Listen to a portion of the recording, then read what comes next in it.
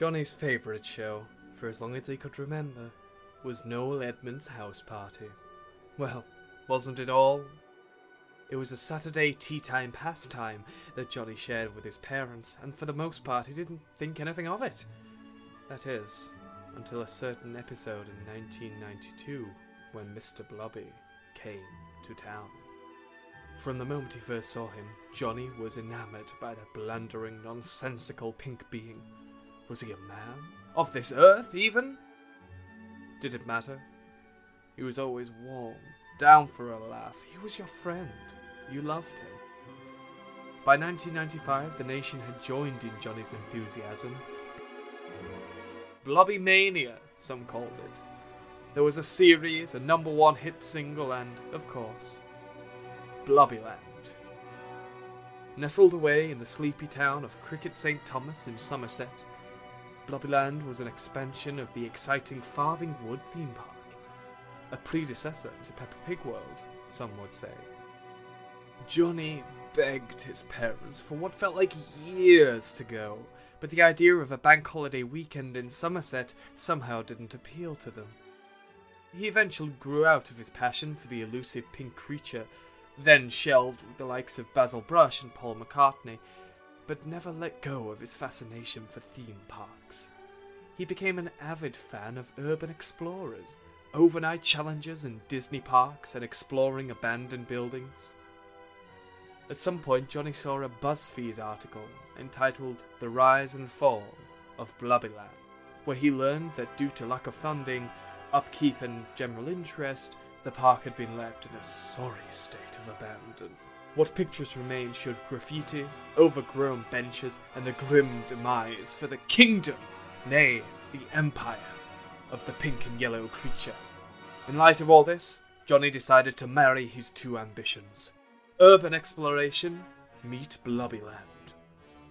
Johnny would be the first, the trendsetter.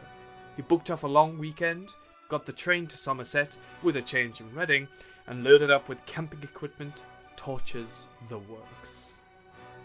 Monster Ripper in hand, and with the assurance that security would be pretty relaxed around a 25-year-old abandoned theme park expansion, he hopped the fence and trod on sacred ground.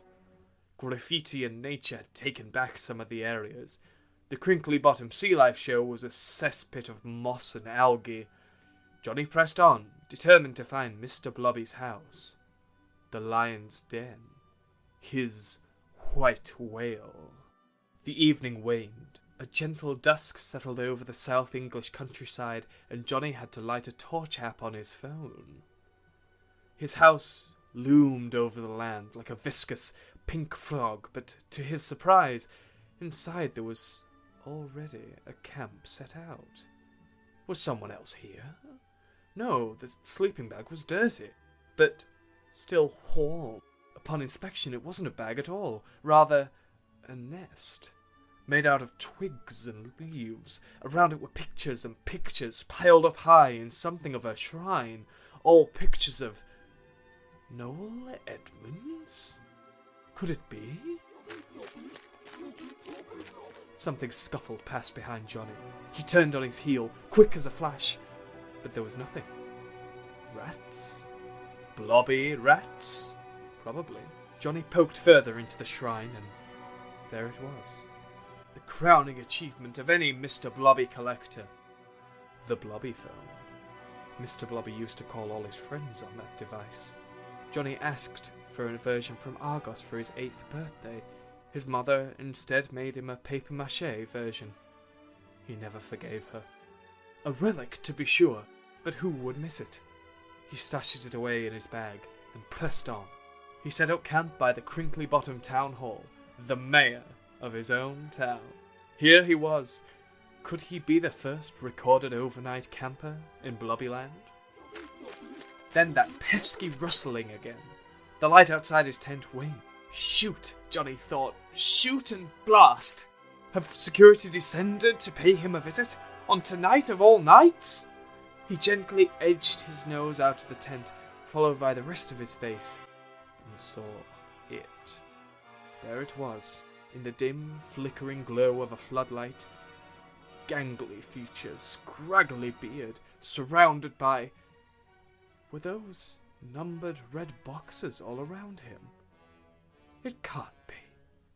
Johnny called out, "Mr. Edmonds?" The figure shuddered, spooked almost, like a rabbit caught in headlights, and fled off into the night.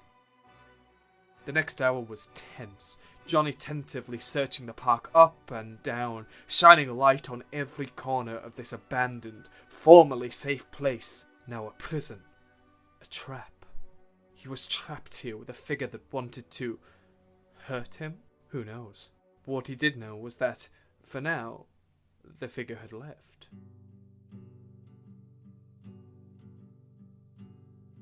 Huddled in his tent, alone, Johnny reflected on his life choices.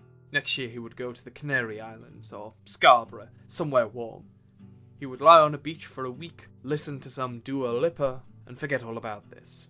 With that thought, Johnny closed his eyes and began to drift off. The noise which he had heard outside all night suddenly screeched at a blood-curdling and overpowering volume. Without having to open his eyes, he knew.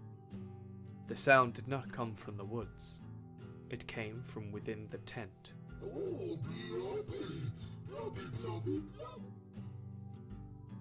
Johnny was never seen or heard from again. England is old. It has an ancient and hidden history of peoples and places long forgotten.